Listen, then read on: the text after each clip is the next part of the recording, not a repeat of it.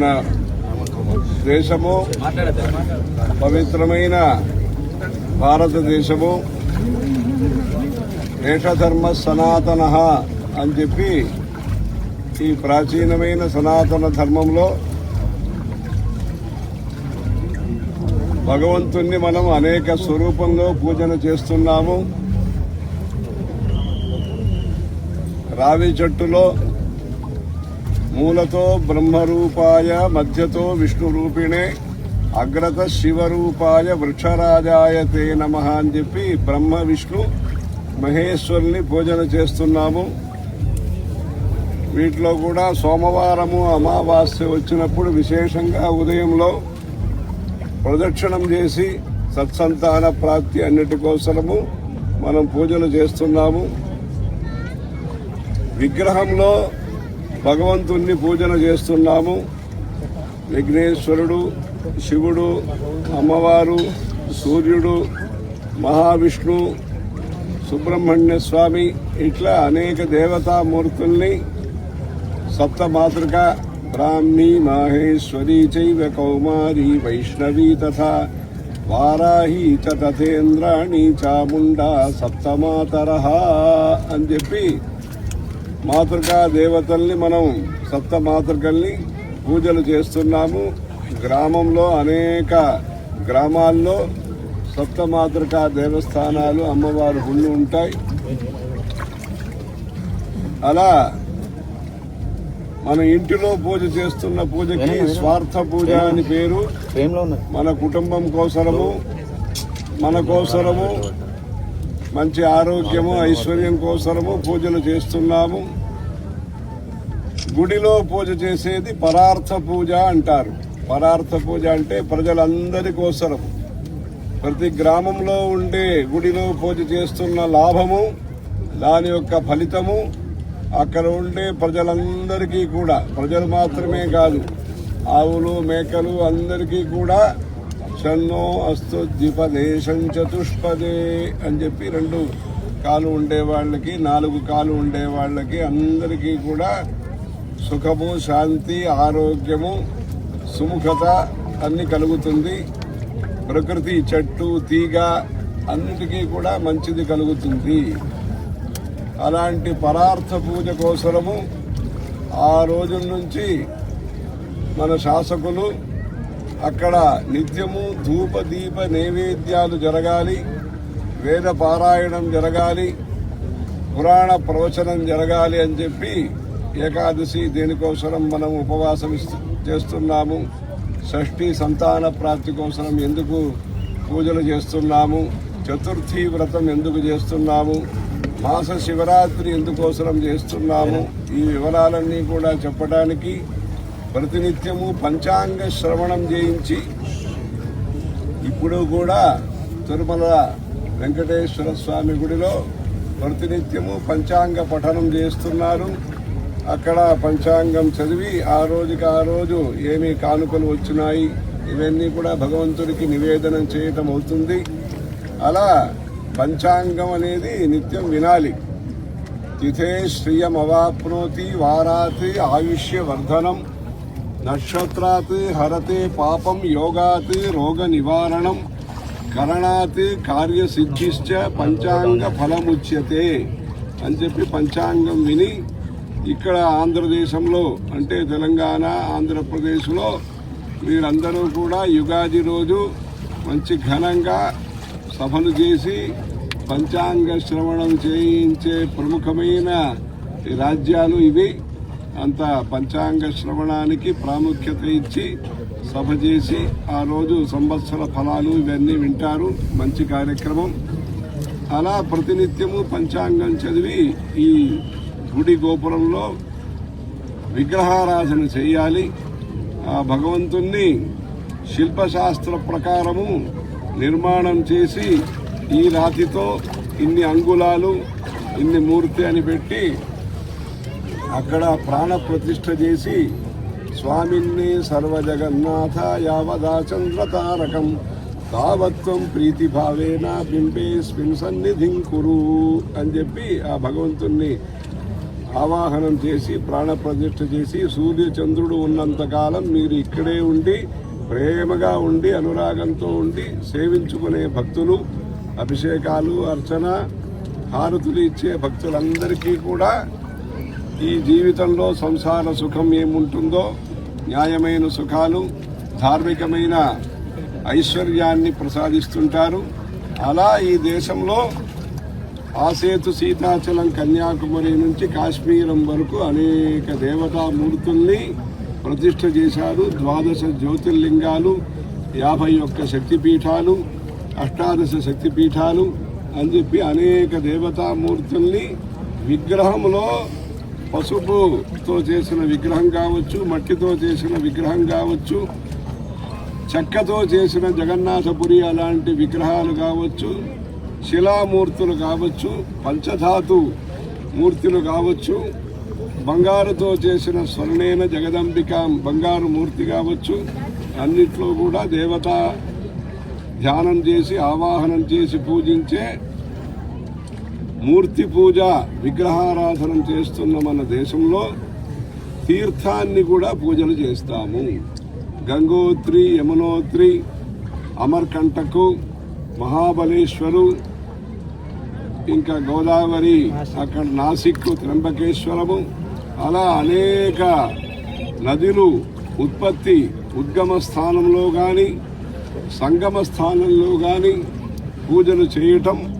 తీర్థరాజ్ ప్రయాగని అక్కడ కూడా గంగా, యమున, సరస్వతి సంగమంలో, త్రివేణి సంగమంలో పూజలు చేయటం.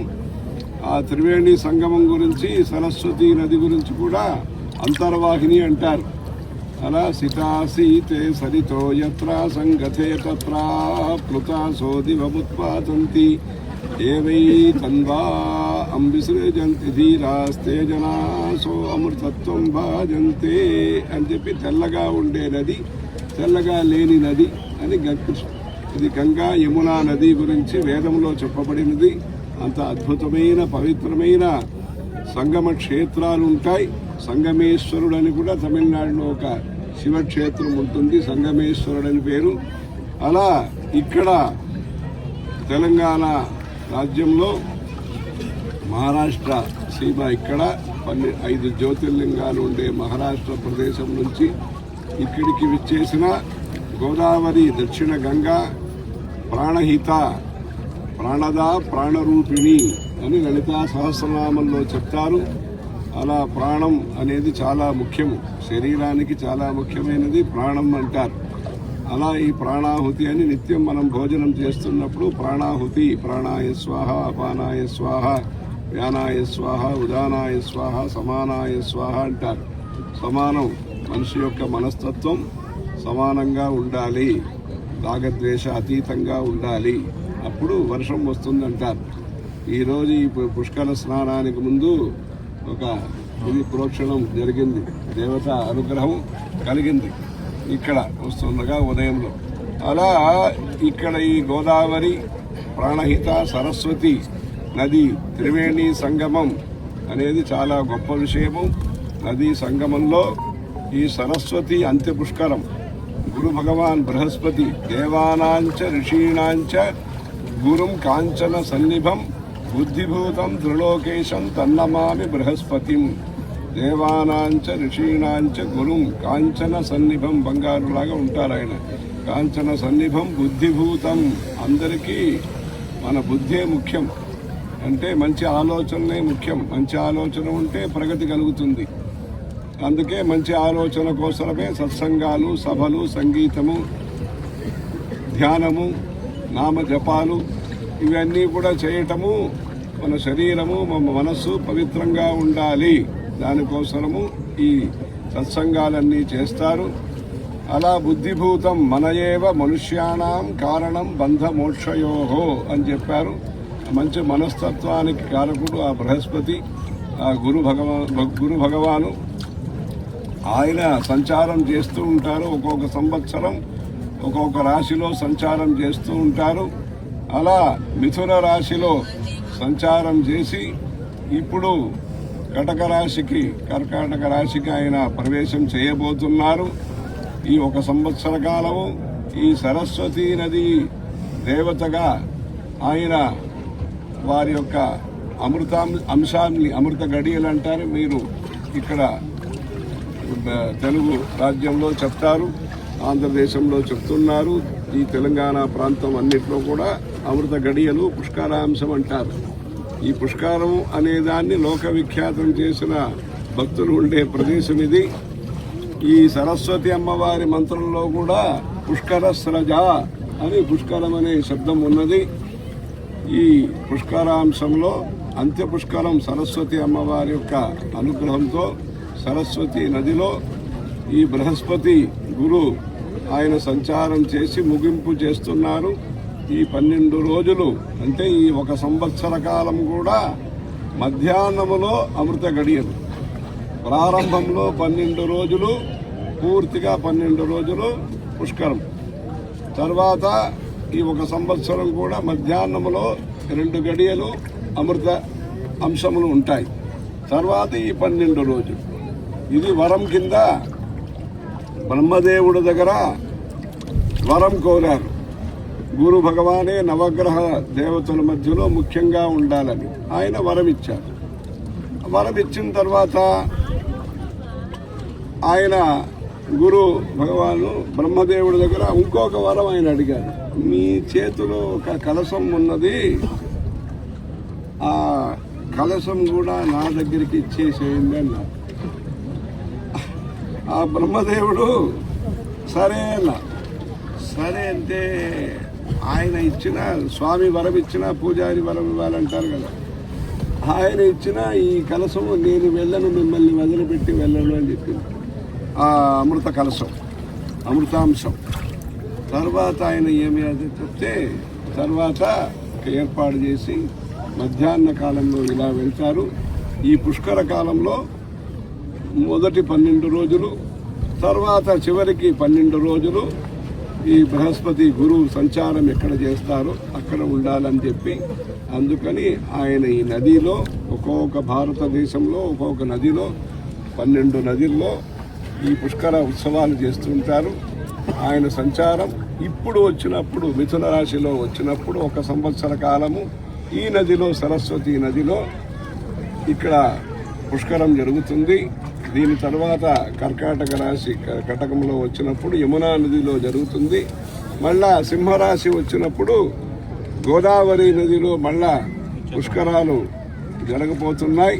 దాని తర్వాత కన్యారాశి వచ్చినప్పుడు కృష్ణా నదిలో ఆ సంవత్సరం పుష్కరం జరుగుతుంది. అందుకని 3 పుష్కరాలు జరిగే అవకాశం ఉండే పుణ్య ప్రదేశంగా ఈ తెలంగాణ ప్రాంతం అనేది ఉంటుంది. గోదావరి, కృష్ణ, సరస్వతి, ప్రాణహితాలో ఇదివరకే చేశారు. ఇంకా 4 పుష్కరాలు జరుగుతాయి ఈ ప్రదేశంలో.